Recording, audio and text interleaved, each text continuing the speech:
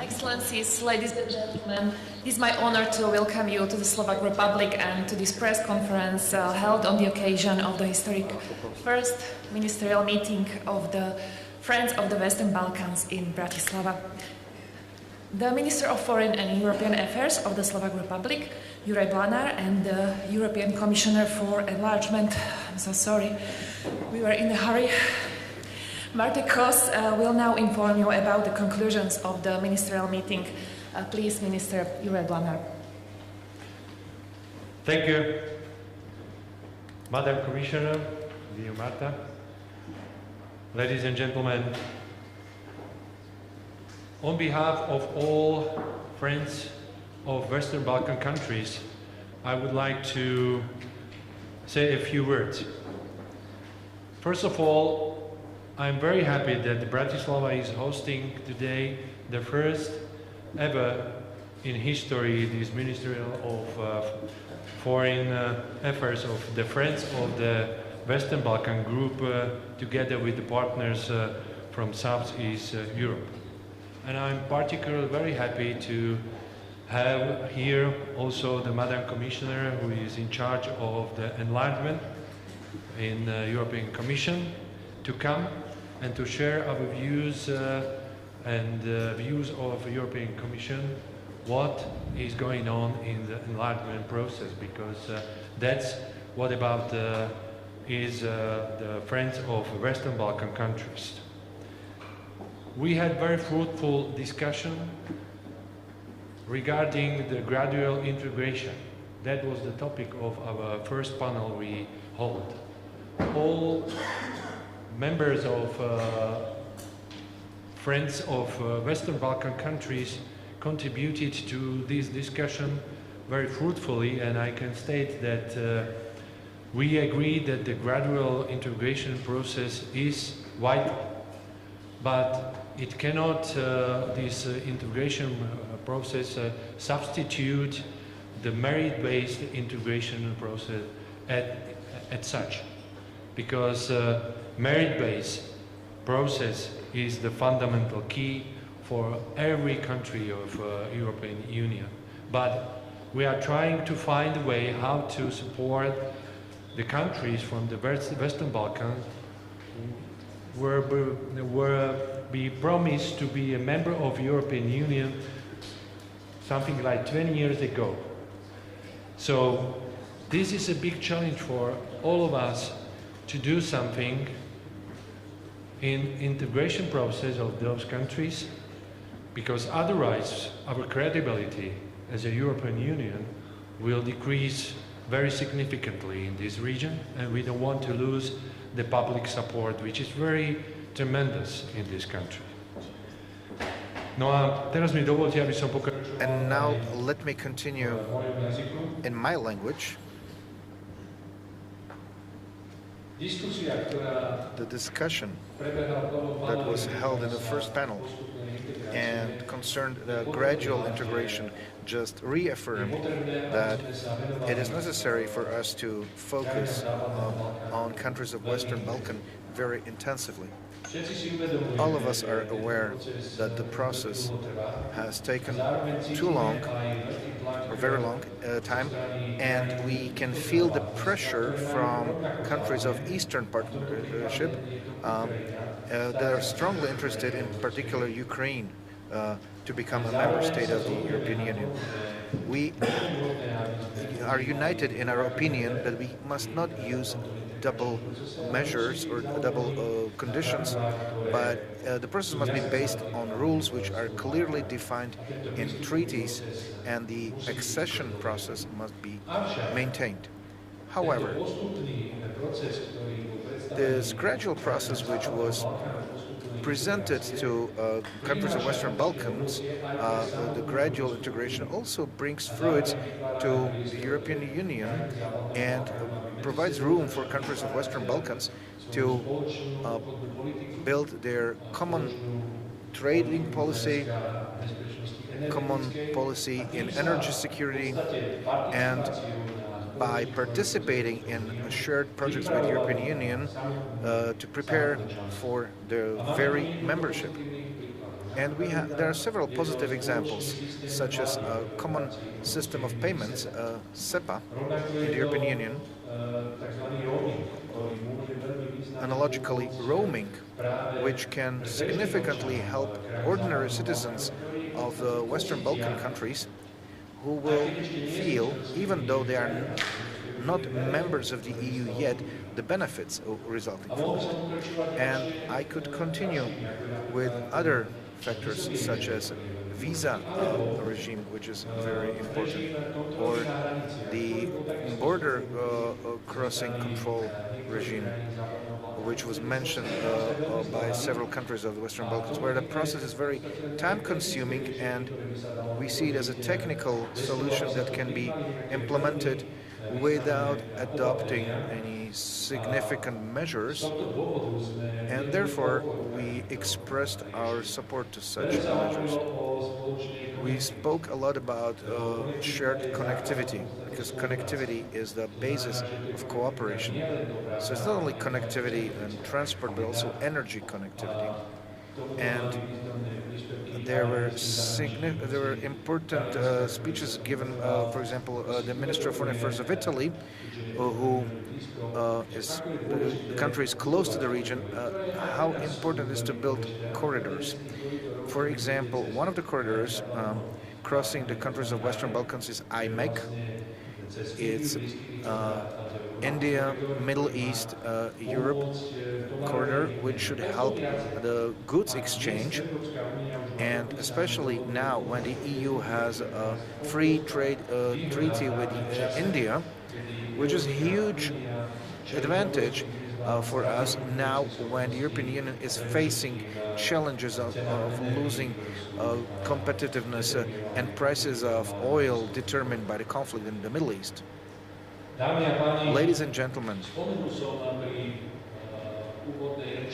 I've already mentioned one very important tool that we also, thanks to the initiative Friends of Western Balkans, the grouping which is a session today in Bratislava, which was strongly suppressed when 3 years ago we adopted the growth plan for the countries of Western Balkans. There's 6 billion euros available that can be used as grants or loans, and I emphasized it at the beginning of our session that this is the room where they can use the European funds already now during the integration process to get better connected and to be better prepared for integration in the European Union. However, I expressed a little bit of pessimism because for the time speaking, there's just 1.5 years left, and the current spending is very low for various reasons. I don't want to go into details, but the reasons are rather of internal nature of the particular countries. We understand that countries of the Western Balkans have their historical peculiarities, specific features resulting from Dayton agreements, and we spoke about Bosnia and Herzegovina with Madam Commissioner, which is a really very complex state from the viewpoint of its internal management, and it's difficult to adopt various measures there. However, they have the possibility to receive funds which can significantly help them to integrate, because they are also facing challenges such as huge migration of their inhabitants to the European Union, as they can see the possibility for a better self-actualization, and it's not a benefit for them because they need to build their economies and keep young people in their countries, in their territories, and that's the essence of our activity, Friends of Western Balkans. We are here together with the European Commission, together with Madam Commissioner, to bring these, to open these topics and, if possible, discuss even sensitive matters between countries. We respect that, such as North Macedonia or Albania and Serbia. For the Slovak Republic, let me tell you one thing. and we agreed upon that with Madam Commissioner. We need to deliver results of the process of enlargement and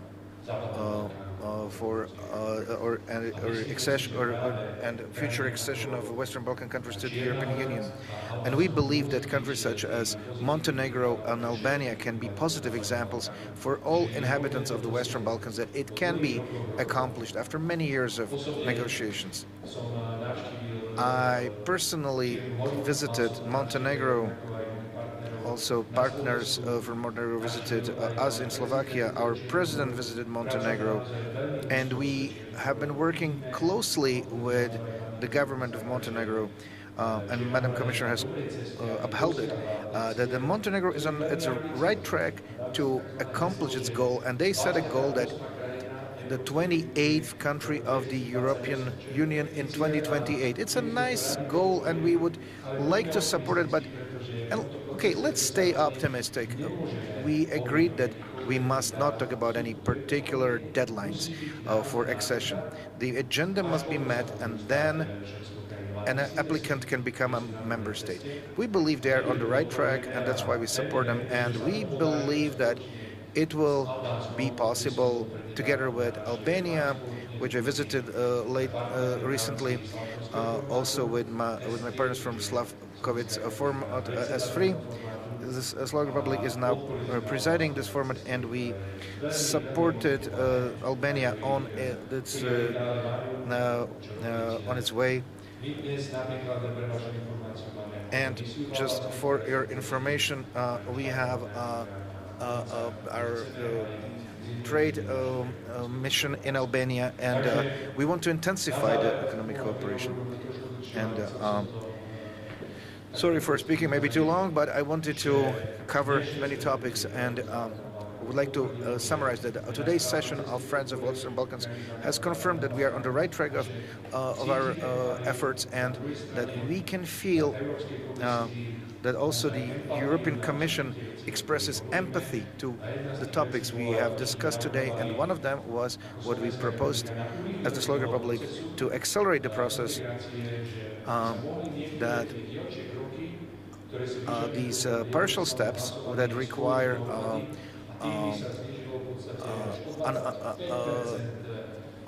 the vote could be put as a one block, because there are like 300 decisions to be taken. We could reduce it by around 25%. And the Madam Commissioner said that they perceive it positively, this proposal. So once again, thank you very much, Madam Commissioner, dear Marta, for joining us today in person. And I see a huge benefit and advantage that at this moment, European Union Commissioner who is in charge of enlargement comes from the region of Western Balkans, as you are very well informed about the background, and that's a huge benefit which can help us move forward. Thank you very much. Thank you, Mr. Minister Blanár, dear Juraj. Thank you for welcoming here in Bratislava and from bringing together the friends of Western Balkans. I also want to thank Slovakia and you personally for your leadership and support to the enlargement process. You are a loyal supporter of our efforts to integrate our candidates and stabilize our continent. But also, you know, when I speak, there is a special connection between your minister and myself. So we are roughly born around the same time. So we grew up in the times of communism. We grew up in the countries which do not exist anymore. We grew up in the times of make love, not war, and flower power. And we grew up in the times where our countries decided to want to become a member of the EU, and 22 years back we did it. And so great that now somehow we can also give back this spiritual sense of what we got through the EU accession process also to the countries of the Western Balkans. So thank you for this. And Europe's security is really very tied to stability in the Western Balkans. That's why we need to find practical ways to bring the region closer to the European Union. From the past, only 2 countries from the Western Balkans are member of the EU. It's Croatia and it's Slovenia. So we should really do more, and that's why this was at the heart of our discussion today. How can we do this? As a Commissioner for Enlargement, of course, I also have to have an eye on the future, and Slovakia's presidency of the Council of the European Union in the first half of 2030, my mandate will end at that time, so I have to work hard to be able to enable your presidency to be successful, but this first half of 2030 will come at an important moment for enlargement. Some candidates have set high ambitions to close accession negotiations and move towards membership by then. And the start of the new decade in 2030 feels like a turning point for the EU, and you will be in the lead at that time. So that's why it's so important for us to continue our current way of working together. I will also meet with Prime Minister Fico later to build on these discussions. Enlargement remains a merit-based process, as you have said, Juraj, and this is right so. To move forward, countries need to deliver on reforms. This is important for Slovakia, and this is also important for me and for the whole Commission.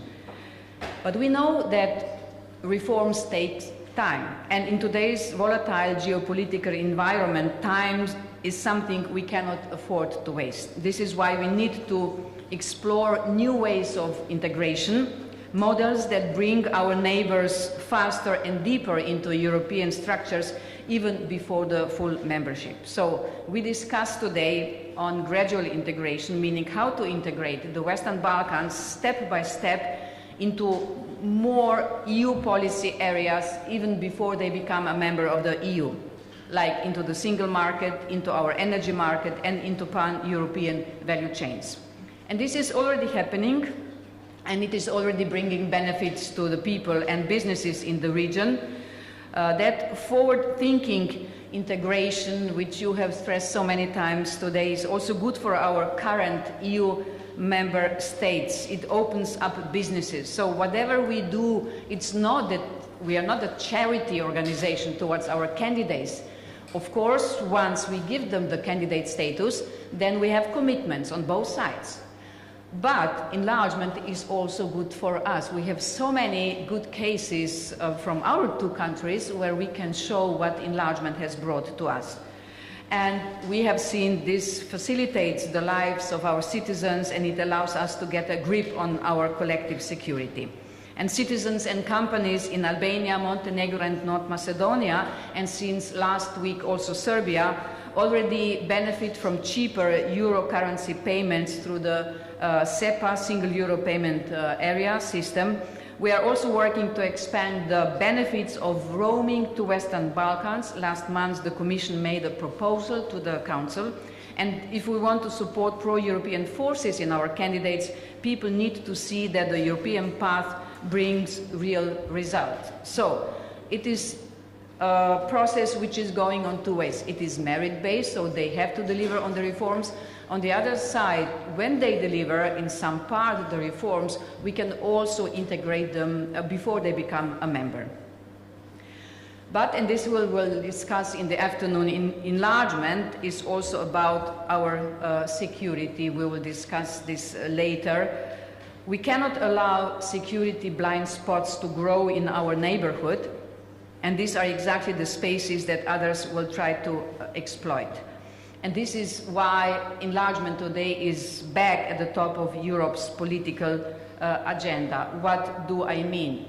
If we will not integrate our neighborhood into the European Union, in this, if I say, crazy geopolitical situation where for the first time we have external disruptive forces who would like to see us fail in the accession process, could jump in and then use those countries against us, like for instance Russia is doing in Belarus, weaponizing the migrants against the EU. But yes, we are also delivering already. For the first time in 17 years, can you imagine, since 2009, the EU is starting work on a new accession treaty for Montenegro. With Albania, we have opened all clusters and hope to move towards closing them as soon as possible. North Macedonia has recently picked up the pace of reforms, but our ambition is for the whole region to move forward. Because ultimately, all Western Balkan partners belong into the European Union as equal members with full rights and full responsibilities based on full alignment with EU laws and EU values. And we will take this work forward at the next EU Western Balkan Summit at the beginning of June in Montenegro. I would like to thank you again, dear Juraj, for bringing us together today and for Slovakia's strong support for EU enlargement. We count on your continued leadership and engagement as we work to turn this ambition into reality. So I will finish with one sentence: yes, enlargement is already happening. Thank you so much. Mr. Minister? I just want to add that the final declaration of the summit of the Friends of the Western Balkans was adopted, and this declaration is just saying that after the initiation of the integration process in Solun in 2003, we have to continue and to have a very clear position to enlarge the European Union on a merit-based process, using the gradual integration and also the tools which are already ready for the Western Balkan countries. And everything detail is written in the declaration and is ready for you as a journalist after the press conference. Thank you. Thank you. Now, because of the time schedule, we have now time only for 1 or 2 questions from the press. So here is your time. Are there any questions? If not, so ladies and gentlemen, thank you for your time and participation, and we wish you a pleasant afternoon.